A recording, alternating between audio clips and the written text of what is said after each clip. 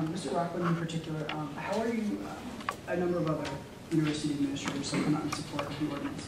How are you ensuring that you're adhering to the state's ethics laws? For instance, I mean specifically, it's the middle of the day on a work day that you're here supporting the ordinance. Yeah, thanks for asking, because I think that is something that people are concerned about. I'm on vacation right now. Okay. I'm acting in my private capacity. My notes were typed on my personal computer in my home. I'm being very careful to put a firewall between this activity and my responsibilities as a state employee.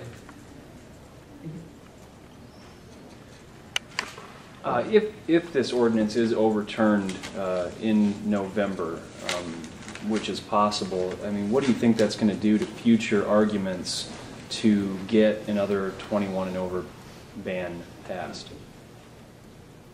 Well, the Iowa City Charter is set up so that citizens can initiate signature drives to either push through legislation or repeal legislation every 2 years.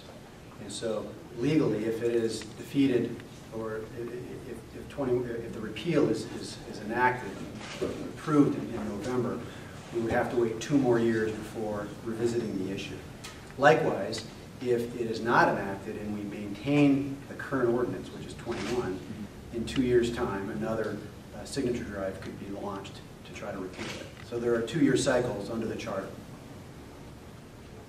It's along those same lines, if it does fail in the meantime in that 2-year period, what efforts would the city and the university take to address Benjamin underage drinking? Well, I can answer that first. I think whether it's repealed or not, alcohol issues will continue to be a focus of the city and most likely the university as well. And 21 is not the silver bullet. It is one of a number of measures intended to address these situations downtown. The Paula policy is still up. It's still in play. And we don't know how that litigation is turning out. The city, if it's ultimately dumped by the legal system, the city council will have to have a decision about what to do with it, whether to reform it, whether to drop it, do whatever it takes to make it compliant. If 21 sticks in November, we'll probably have to have a discussion about what to do about that policy. So regardless of how that turns out in November, we will continue to be looking at these issues. And there are so many other ways in which we have addressed and will continue to address alcohol issues unrelated to the bar entry age. From the perspective of the university, I do want to echo Matt's comments that there is no single solution to the complex problem that we see. And we're not expecting 21 to change things overnight or dramatically. We're expecting it to help. And the university plans a series of innovations, changes that we'll go forward with whether 21 is the law or not.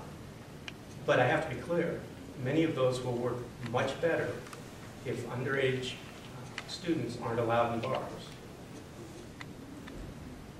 Can you give an example of what some of those may be?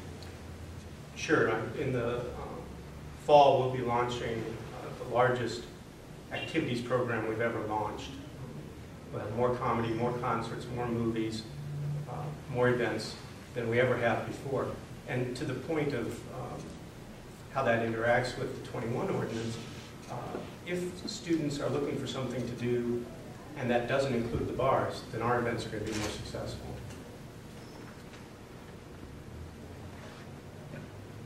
In the past, there's been some efforts by university leaders to have some alternatives, and they just haven't seemed to be, on the whole, popular with students. So how do you go about making these something that students want to participate in? You know, what we're doing on that is we're asking students to do this programming. In the past, and it's an amusing thing to see happen, and I've sat there and done it myself. A bunch of us sit around and say, you know what would be great? But we don't actually know that. And so the things that we think would be great for us, or would have been great for us 30 years ago. So we're asking students to do all this programming. I think that they're using and expanding successful models. So, for instance, we do pretty well with comedians. And so they're expanding that model.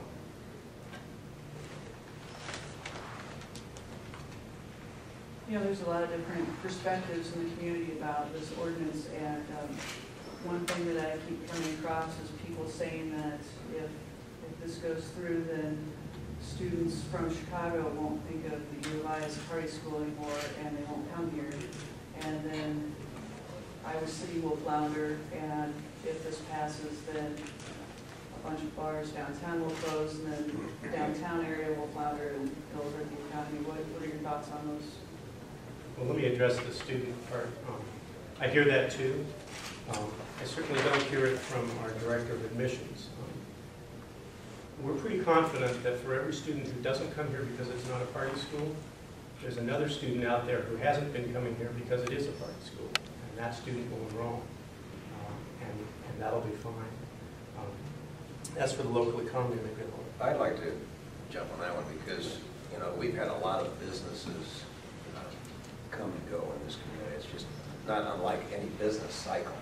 So I don't know that would, frankly, if so be it, if some do close. I don't want to be harsh about it, but that's the nature of business. We could sit here and I could name many, many businesses that have been downtown that have closed over the years and have left this community.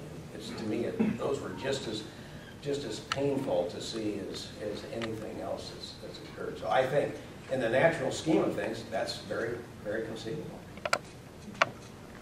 I'd also say, I've heard this alarmist response before that we're going to turn into a massive ghost town, tumbleweeds floating around by virtue of doing 2125. And I also think that I don't believe our downtown economy is so dependent on the economy generated by illegal activity within some bars that it will fall on its face if this ordinance sticks in November. I don't put credence in that.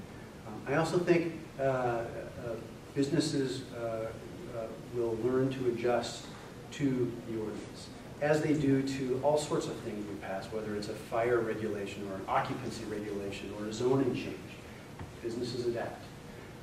I went to a fantastic all-ages show a couple of weeks ago downtown after the ordinance had passed.